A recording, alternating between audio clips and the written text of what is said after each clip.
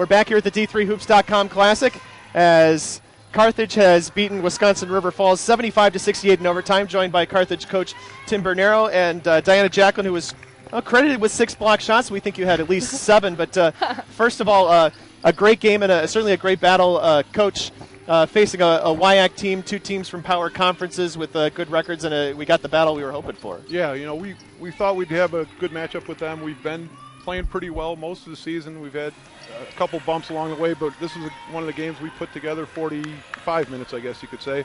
And, Diana did a great job. Everybody contributed, and we were able to guard them the way we hoped to. And, I don't know if we shot the ball so well, but we shot it well enough to win the game. Diana, you were a defensive force, especially, I would say, in the last 5 minutes of regulation and in the overtime. Tell us a little bit about, I guess, just playing defense, and especially knowing how close they were playing to the basket, shooting most of the game. Yeah, well, we know that they're obviously, a great offensive team, especially on the boards. They're plus 14 on the year, so we knew we had to lock in on there. We knew that they were going to be looking to crash the board, so any ball that we could get, we just had to get our hands on it. We had to snag every loose ball. We had to really just get down and guard, and that's what we did, and as a team, we locked in. Diana, I know that you didn't start your college career at Carthage. Tell us a little bit about that decision to come back to Wisconsin from Florida. Well, I always liked Carthage. My brother went here. He played basketball here, too, right. And I wanted to come closer to home, and I knew Carthage would be a great fit for me, a great basketball program. Coach is great, and I just knew I was coming to a good school. Coach, tell us about, first of all, how you felt when you saw the pairings of the matchups come out for this tournament. That was our doing, basically. You guys chose to come here. They sent us, the 20 teams, the groups on each side, and we said, well, okay, let's get as many regional matchups as possible. Here's a chance to match up 2 teams from power conferences. Yeah, I cheat a little bit, and I'm glad you did it, because being on the national committee, I know the importance of the regional competition. It's nice when a team like the Sales to play somebody different sometimes, but this was a great matchup, and River Falls has got a very veteran team, and we're undefeated, and I'd heard before the season they were going to be really good, and they sure are, and we were able, it's a good matchup. We've played Chicago, we played, right. In our region, we played the better teams, Koch, St. Norbert's and Wisconsin Lutheran from their league. So the ones I had control of, I tried to get as many of the in-region games, and we did. And this is a great game. You want to play these kind of games. Everybody likes to win an easy game, but when you earn these, they're a lot more fun. And you've been on the national committee for several years.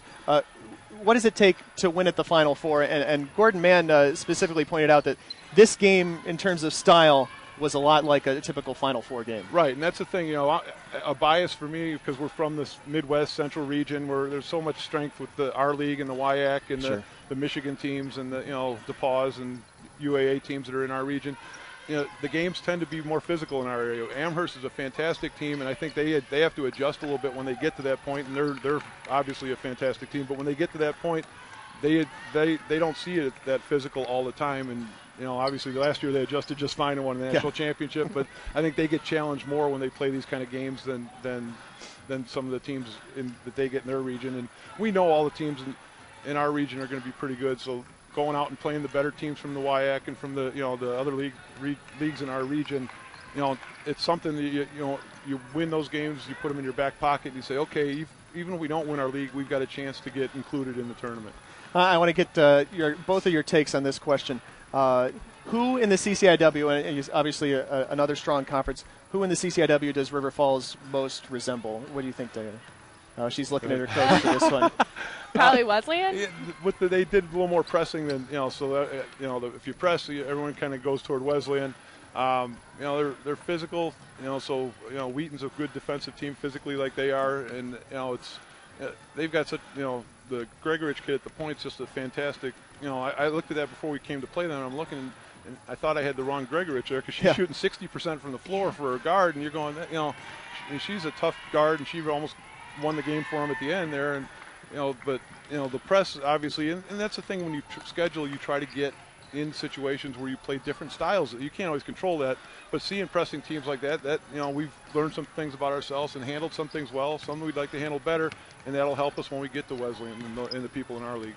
Of course, this is the D3Hoops.com Classic, and it's in Las Vegas. So tell us, what have you guys been doing here in and around Las Vegas aside from basketball? We stuck to the South Point mostly.